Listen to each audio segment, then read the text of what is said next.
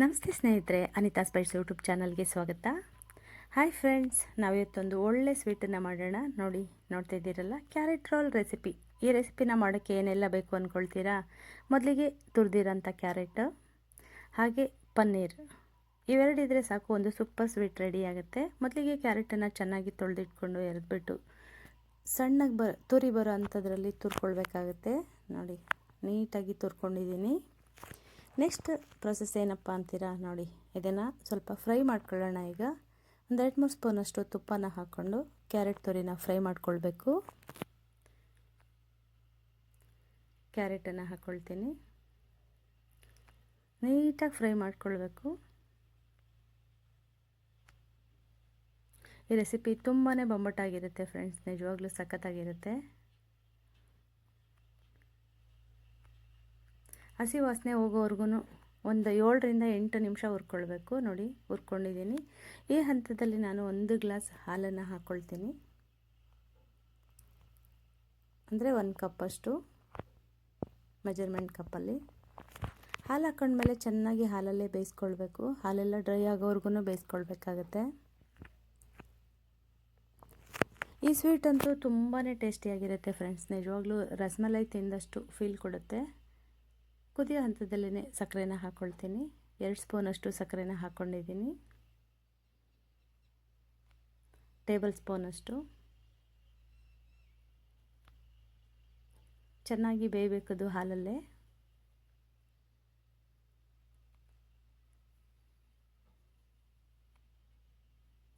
ಅದು ಬೇಯ್ತಾ ಇರಲಿ ಅಷ್ಟರಲ್ಲಿ ಪನ್ನೀರನ್ನ ಕಟ್ ಮಾಡ್ಕೊಂಡು ಬಿಡ್ತೀನಿ.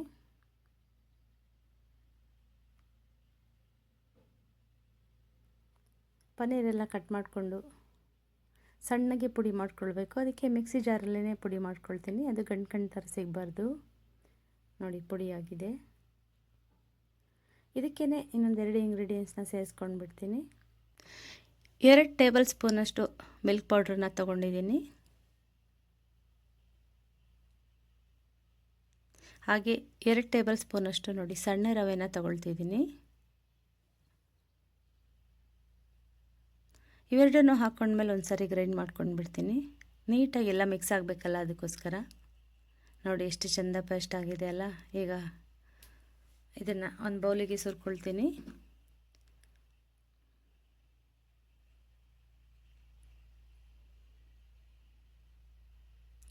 ತುಂಬಾ ಟೇಸ್ಟಿಯಾಗಿರುತ್ತೆ ಫ್ರೆಂಡ್ಸ್, ಅಕೇಶನ್ ವೈಸ್ ಮಾಡ್ಬೋದು, ಭಾಳ ಚೆನ್ನಾಗಿರುತ್ತೆ. ತುಂಬ ರಿಚ್ ಸ್ವೀಟ್ ಅಂತಲೇ ಹೇಳ್ಬೋದು. ನೋಡಿ, ಇದು ಚೆನ್ನಾಗಿ ರೆಡಿಯಾಗಿದೆ. ಈಗ ಕ್ಯಾರೆಟ್ ಬೇಯ್ತಾ ಇದೆ. ನೋಡಿ, ಸ್ವಲ್ಪ ಡ್ರೈ ಆಗಬೇಕಷ್ಟೆ. ನೋಡಿ, ಎಷ್ಟು ಚೆನ್ನಾಗಿ ಡ್ರೈ ಆಗ್ತಾಯಿದೆ. ಅದರಲ್ಲೂ ಬೆಂದಷ್ಟು ಒಳ್ಳೆ ಕಲರ್ ಬರುತ್ತೆ. ನಿಜವಾಗ್ಲೂ ಖುಷಿಯಾಗುತ್ತೆ ನೋಡೋಕ್ಕೆ, ತುಂಬಾ ಸೂಪರಾಗಿರುತ್ತೆ ಫ್ರೆಂಡ್ಸ್. ಹಾಲಲ್ಲೇ ಬೆಂದಿರೋದ್ರಿಂದ ಒಳ್ಳೆ ಅರೋಮಾ ಬರ್ತಿರುತ್ತೆ ಮನೆಯಲ್ಲಿ. ನೋಡಿ, ಎಲ್ಲ ನೀಟಾಗಿ ಡ್ರೈ ಆಯಿತು. ಈ ಹಂತದಲ್ಲಿ ನಾನು ಸ್ವಲ್ಪ ಕಂಡೆನ್ಸ್ ಮಿಲ್ಕನ್ನು ಸೇರಿಸ್ಕೊಳ್ತೀನಿ.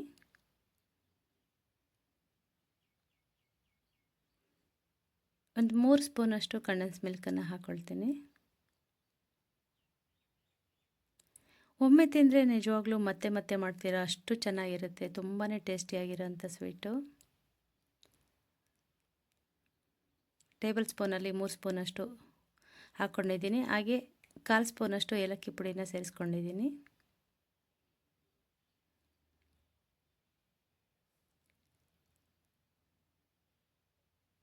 ಎರಡು ಚೆನ್ನಾಗಿ ಮಿಕ್ಸ್ ಮಾಡ್ಕೊಳ್ಬೇಕು. ಸೂಪರ್ ಆರಾಮ ಬರ್ತಾಯಿದೆ. ಬೆಂದಷ್ಟು ಕಲರ್ ಬರುತ್ತೆ, ಖುಷಿಯಾಗುತ್ತೆ ನೋಡೋಕ್ಕೆ. ನೋಡಿ, ಎಷ್ಟು ಚೆನ್ನಾಗಿದೆ.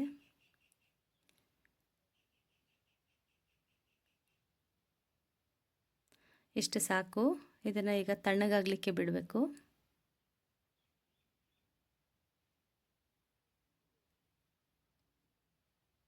ಒಂದು ತಟ್ಟೆಯಲ್ಲಿ ಹರಡಿ ಇಡ್ತೀನಿ, ತಣ್ಣಗಾಗಲಿ. ತಣ್ಣಗಾದಷ್ಟು ಇನ್ನೂ ಸ್ವಲ್ಪ ಗಟ್ಟಿಯಾಗುತ್ತೆ ರೋಲ್ ಮಾಡಲಿಕ್ಕೆ. ಈ ಕ್ಯಾರೆಟ್ ರೋಲ್ ರೆಸಿಪಿ ಅಂತೂ ಬೊಂಬಟಾಗಿರುತ್ತೆ ಫ್ರೆಂಡ್ಸ್, ನಿಜವಾಗ್ಲೂ ಒಮ್ಮೆ ಟ್ರೈ ಮಾಡಿ, ಖಂಡಿತ ನೀವು ಕೂಡ ಇಷ್ಟಪಡ್ತೀರಾ, ಮತ್ತೆ ಮತ್ತೆ ಮಾಡ್ತೀರಾ ಕೂಡ. ಈಗ ನೆಕ್ಸ್ಟು ಅದೇ ಪಾನನ್ನು ಇಟ್ಕೊಂಡು ಇನ್ನೊಂದು 2 ಸ್ಪೂನಷ್ಟು ತುಪ್ಪನ ಹಾಕ್ಕೊಂಡಿದ್ದೀನಿ. ಈಗ ರುಬ್ಬಿ ಇಟ್ಕೊಂಡಿರೋ ಅಂಥ ಪನ್ನೀರನ್ನು ಹಾಕ್ಕೊಳ್ತಿದ್ದೀನಿ.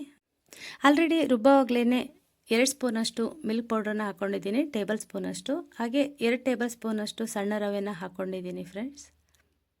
ಇದನ್ನು ಸ್ವಲ್ಪ ಚೆನ್ನಾಗಿ ಮೆತ್ತಗಾಗಲಿಕ್ಕೆ ಬಿಡಬೇಕು. ನೋಡಿ, ಚೆನ್ನಾಗಿ ಮಿಕ್ಸ್ ಆಗಬೇಕಲ್ಲ, ಮಿಕ್ಸಿ ಜಾರಲ್ಲಿ ನೀಟಾಗಿ ಮಿಕ್ಸ್ ಆಗಿರಲ್ಲ. ಅದಕ್ಕೆ ಒಂದು 5 ನಿಮಿಷ ಈ ರೀತಿ ಫ್ರೈ ಮಾಡ್ಕೊಳ್ಬೇಕಾಗತ್ತೆ. ನೋಡಿ ಎಷ್ಟು ಚೆನ್ನಾಗಿ ಸ್ಮ್ಯಾಶ್ ಆಗ್ತಿದೆ. ನೀವು ಇದನ್ನು ಹಾಗೆ ಟೇಸ್ಟ್ ಮಾಡಿ ನೋಡ್ಬೋದು. ಕಂಪ್ಲೀಟ್ ಕೋವಾ ತಿಂದಂಗೆ ಅನಿಸುತ್ತೆ, ಅಷ್ಟು ಚೆನ್ನಾಗಿರುತ್ತೆ. ಅದರಲ್ಲೂ ಕೋವಾ ಸ್ವೀಟ್ಸ್ ಅಂದ್ರೇ ಬೊಂಬಟಾಗಿರುತ್ತೆ ಅಲ್ವ, ಹಾಗಾಗಿ ಇದು ಫುಲ್ಲು ಕೋವಾ ಥರ ಇರುತ್ತೆ. ಮತ್ತು ಕ್ಯಾರೆಟು ಒಂದು ಒಳ್ಳೆ ಆರೋಮ ಕೊಡುತ್ತಲ್ವ, ತುಂಬಾ ಚೆನ್ನಾಗಿರುತ್ತೆ. ನೋಡಿ, 2 ಟೇಬಲ್ ಸ್ಪೂನಷ್ಟು ಸಕ್ಕರೆನ ಸೇರಿಸ್ಕೊಳ್ತಿದ್ದೀನಿ ಇದಕ್ಕೆ. ಹಾಗೆ ಸ್ವಲ್ಪ ಕಂಡೆನ್ಸ್ ಮಿಲ್ಕ್ ಕೂಡ ಸೇರಿಸ್ಕೊಳ್ತೀನಿ,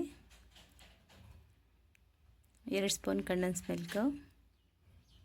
ಇಂಗ್ರೀಡಿಯೆಂಟ್ಸ್ ನೋಡಿದ್ರೇ ಗೊತ್ತಾಗ್ತಿದೆ ನಿಮಗೆ ಎಷ್ಟು ರಿಚ್ ಸ್ವೀಟು ಮತ್ತು ಎಷ್ಟು ಟೇಸ್ಟ್ ಕೊಡುತ್ತೆ ಅಂತ. ಇಷ್ಟೆಲ್ಲ ಇಂಗ್ರೀಡಿಯೆಂಟ್ಸ್ ಹಾಕಿದ್ಮೇಲೆ ಸ್ವೀಟು ಬೊಂಬಟಾಗಿರಲೇಬೇಕಲ್ವ, ಸಖತ್ತಾಗಿರುತ್ತೆ ಫ್ರೆಂಡ್ಸ್ ನಿಜವಾಗ್ಲೂ. ನೀವು ಒಮ್ಮೆ ಮಾಡಿ ಖಂಡಿತ ಇಷ್ಟಪಡ್ತೀರಿ. ಹಾಗೆ ಹೇಗೆ ಬಂತು ಅಂತ ಕಾಮೆಂಟ್ಸ್ ಹಾಕೋದನ್ನು ಮರಿಬೇಡಿ ಫ್ರೆಂಡ್ಸ್.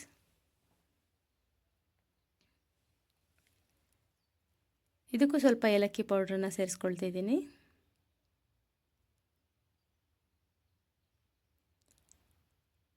ನೋಡಿ, ಎಲ್ಲ ಚೆನ್ನಾಗಿ ಮಿಕ್ಸ್ ಆಗಿದೆ, ಸಕ್ಕರೆ ಕಂಡೆನ್ಸ್ ಮಿಲ್ಕ್ ಎಲ್ಲ.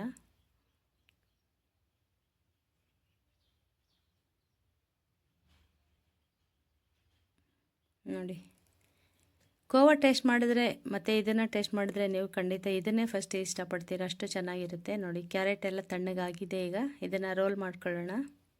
ಒಂದು ಪ್ಲಾಸ್ಟಿಕ್ ಪೇಪರ್ ಮೇಲೆ ಹರಡ್ಕೊಳ್ಬೇಕು. ನಾನು ಇದಕ್ಕೆ ಅಂತ ಶೀಟ್ ತಂದಿರಲಿಲ್ಲ, ಹಾಗಾಗಿ ಸ್ಯಾರಿ ಕವರ್ ಇರುತ್ತಲ್ಲ ಅದರಲ್ಲೇ ಕ್ಲೀನಾಗಿ ತೊಳೆದ್ಬಿಟ್ಟು ಒರೆಸ್ಕೊಂಡು ರೋಲ್ ಮಾಡ್ಕೊಳ್ತೀನಿ.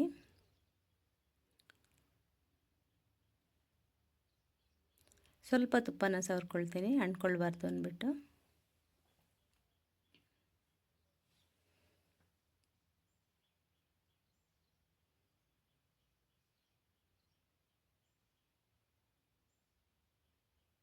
ಈಗ ಕ್ಯಾರೆಟನ್ನು ಹರಡ್ಕೊಳ್ಳೋಣ. ಸ್ವಲ್ಪ ತಿಕ್ಕಾಗಿ ಹರಡ್ಕೊಳ್ಬೇಕು. ಈ ರೀತಿ ಹರಡ್ಕೊಂಡು ಕವರಲ್ಲೇ ಸ್ಕ್ವೇರ್ ಮಾಡ್ಕೊಳ್ತೀನಿ.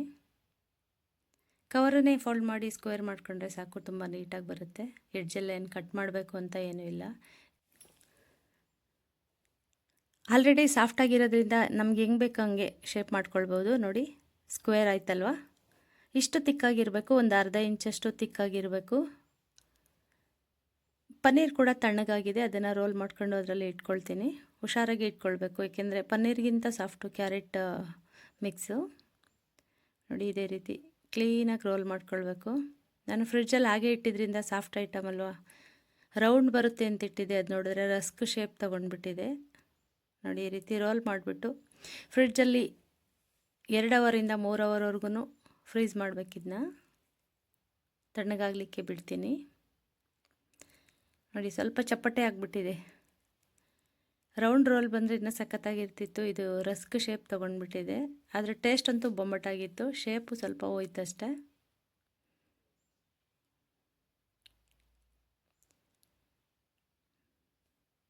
ತಣ್ಣಗಾದ್ಮೇಲೆ ಗಟ್ಟಿಯಾಗಿರುತ್ತೆ. ನೋಡಿ, ಥ್ರೆಡ್ಡಲ್ಲೇ ಕೊಯ್ಕೊಂಡು ಬಿಡಬೇಕು, ಚೆನ್ನಾಗಿರುತ್ತೆ. ಚಾಕೆಲ್ಲ ಹಾಕೋದಿಲ್ಲ, ಏನು ಬೇಡ.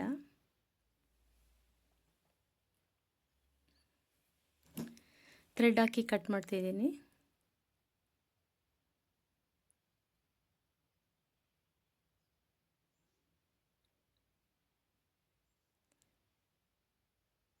ಎಷ್ಟು ನೀಟಾಗಿ ಕಟ್ ಆಗ್ತಿದೆ ಅಲ್ಲ.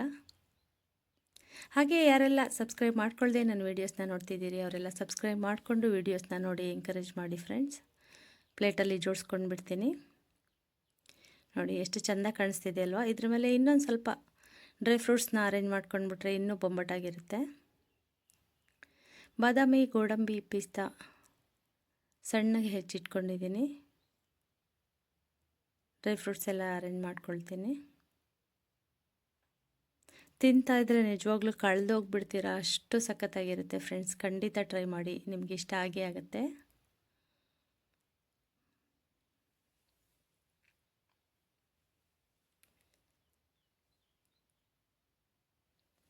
ಡ್ರೈ ಫ್ರೂಟ್ಸನ್ನು ಸ್ವಲ್ಪ ಧಾರಾಳವಾಗಿ ಹಾಕ್ಕೊಳ್ಳಿ, ಚೆನ್ನಾಗಿರುತ್ತೆ.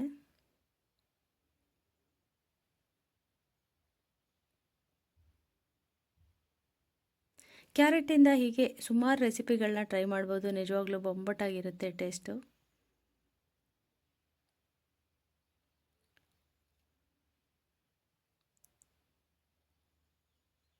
ಕ್ಯಾರೆಟ್ ರೋಲ್ ರೆಸಿಪಿ ಸವಿಯಲು ಸಿದ್ಧ. ನೋಡೋಕ್ಕೆ ಎಷ್ಟು ಬೊಂಬಟಾಗಿ ಕಾಣಿಸ್ತಿದೆ ಅಲ್ವಾ? ಹಾಗೆ ಒಂದು ಕಟ್ ಮಾಡಿ ನೋಡಿಬಿಡೋಣ. ನೋಡಿ ಎಷ್ಟು ಸಾಫ್ಟಾಗಿರುತ್ತೆ, ಎಷ್ಟು ರಿಚಾಗಿ ಕಾಣಿಸ್ತಿದೆ ನೋಡಿ.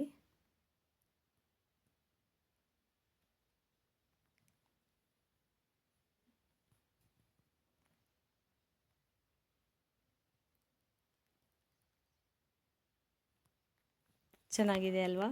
ಹಾಗಿದ್ರೆ ನೀವು ಕೂಡ ಟ್ರೈ ಮಾಡ್ತೀರಾ ಫ್ರೆಂಡ್ಸ್? ಖಂಡಿತ ಟ್ರೈ ಮಾಡಿ. ಇಷ್ಟ ಆಗೇ ಆಗುತ್ತೆ. ಹಾಗೆ ಕಾಮೆಂಟ್ಸ್ ಹಾಕೋದನ್ನು ಮರಿಬೇಡಿ. ನೋಡಿ ಬಾಯಲ್ಲಿಟ್ಟರೆ ಕಳ್ಳೋಗುತ್ತೆ, ಅಷ್ಟು ಸೂಪರಾಗಿರುತ್ತೆ ಈ ಸ್ವೀಟು.